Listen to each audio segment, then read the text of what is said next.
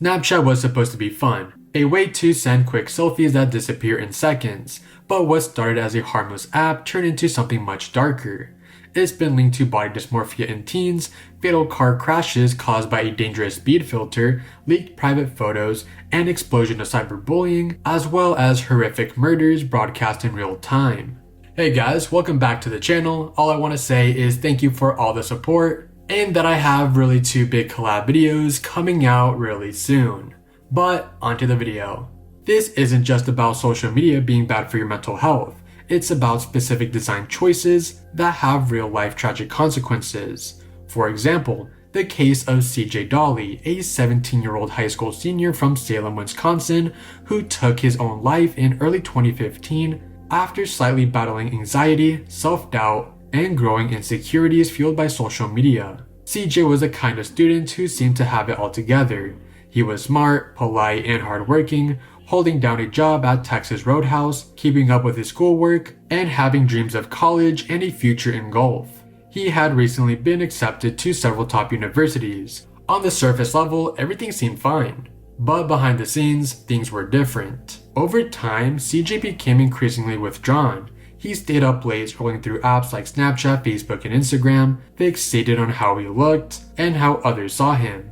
His parents noticed changes. His phone was always in his hand, his confidence was slipping, and there were growing signs of stress, though no one realized how serious it had become. On January 4th, while his family was busy putting away holiday decorations, CJ quietly went to his room. He sent a cryptic goodbye text to his best friend, Godspeed. He posted, "Who turned out the light?" on Facebook. Then he wrote a final message on the envelope of his college acceptance letter, and then tragically took himself out with a rifle. He was alone, unnoticed for hours. After his death, his parents began uncovering the digital world CJ had been trapped in. They learned about the late night scrolling, the body image struggles, the explicit messages exchanged, and the growing anxiety he never voiced out loud. In 2022, they joined other grieving families in filing a lawsuit against Meta and Snapchat, accusing both of knowingly creating addictive platforms that negatively affects teens' mental health. The lawsuit argues that CJ and others like him were caught in a cycle of algorithmic content loops, infinite scrolling, and engagement-driven features like Snapchat's trophies. These weren't just harmless design choices, they were mechanisms that kept teens hooked, and in CJ's case, contributed to his death. The companies, as expected, gave generic statements about safety tools and friend-focused features, but declined to comment directly. Meanwhile, CJ's parents continue pushing for accountability alongside the Social Media Victim Law Center, which is representing dozens of similar families, all telling a version of the same heartbreaking story. Rest in peace to CJ.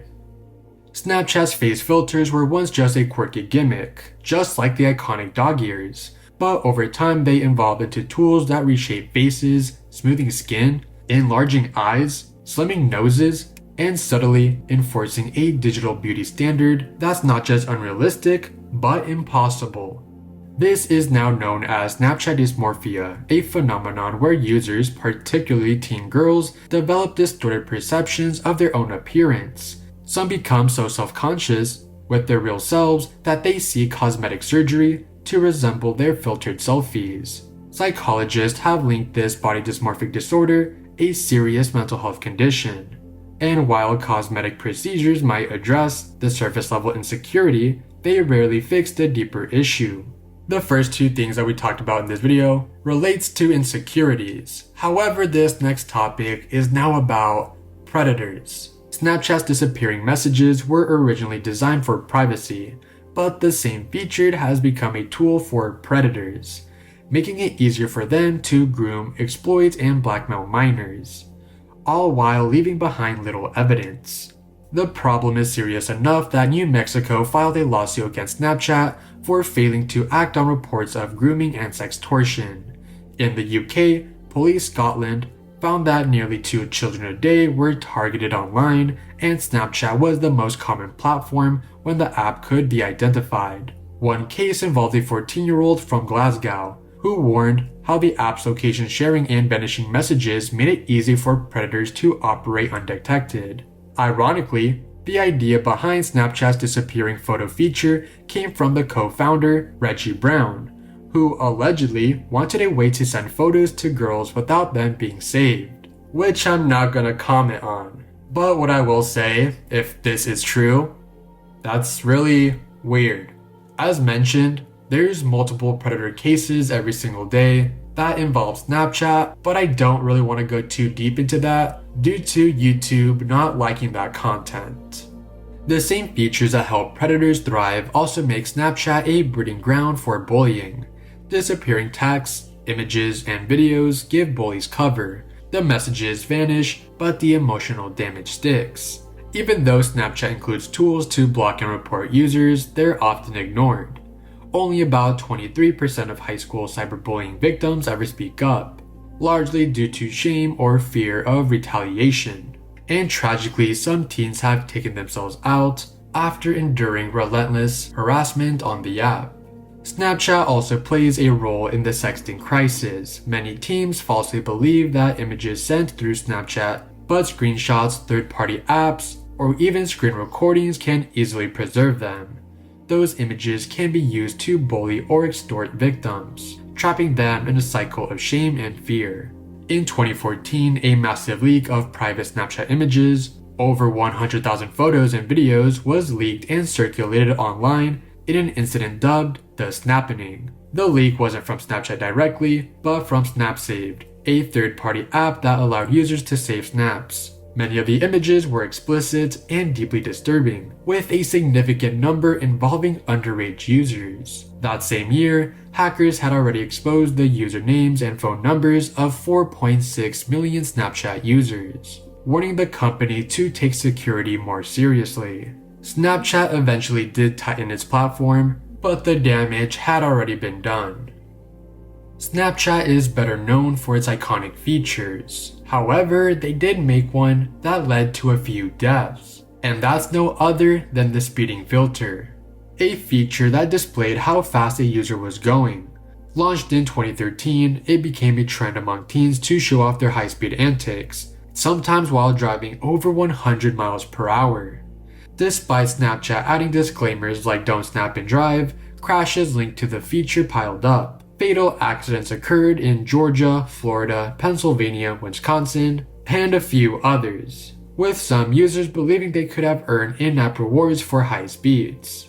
One of the most devastating cases happened in May 2020, when 3 young men in Walworthy County, Wisconsin were killed in a high-speed crash while using the filter. It took 8 years, several lawsuits, and public pressure for Snapchat to finally remove it in 2021. By then, many lives had already been lost, and critics argue the company moved far too late. Now that we've talked about how Snapchat could be dangerous, let's now talk about a few murders that occur on Snapchat. In December 2018, 14-year-old Ahmed Latif and 15-year-old Colin Romero were brutally murdered in Albuquerque, New Mexico. It began when Colin's mother received a disturbing Snapchat video showing both boys being pistol whipped and beaten, possibly unconscious, with clear signs of broken bones. A friend told her that Colin left to buy weed, but he never came home. Investigators discovered that Ahmed had tried to buy a gun through Snapchat, possibly as part of a plan to get back at someone known as Flex. The person selling the gun was 22-year-old Stephen Goldman Jr. He was working with 19-year-old Jimmy Flex Atkins and 18-year-old Julio Almano. Together, the three lured Ahmed and Colin to a remote area near West Mesa by pretending it was a drug deal. Once the teens got inside the car, they were ambushed, tortured, and killed. Ahmed was shot 19 times, and Colin was shot 9 times. Their bodies were buried in a shallow grave in Sandoval County and remained undiscovered for weeks. All 3 men were later arrested and charged with first-degree murder, kidnapping, robbery, and tampering with evidence. In May 2023, they were sentenced to 2 consecutive life terms, plus additional time. The crime's aftermath also ensnared others. Stephen Goldman Sr. received 4 years for burning the getaway car, and Almano's uncle, Anthony, got 6 years for helping hide the bodies. Nearly 5 years later, another murder was planned and carried out using Snapchat, this time in the UK. On May 23, 2023, 22-year-old Lucas was stabbed to death by two people he once considered friends, 21-year-old Keon Williams and 17-year-old Kai Nelson Palmer. The three had gone out together to a shop for drinks, but behind Lucas's back, Williams and Palmer had been secretly messaging on Snapchat, plotting to kill him. The motive? Lucas had reportedly tried to dispose of a gun he had been holding for the group, which they saw as a betrayal. As the group walked back from the shop, Williams suddenly pulled out a knife and stabbed Lucas. Lucas dropped the drinks and tried to run, but both men chased him. Williams caught up and stabbed him again. Lucas managed to reach a nearby pub and begged for help before collapsing. He was rushed to the hospital but didn't survive.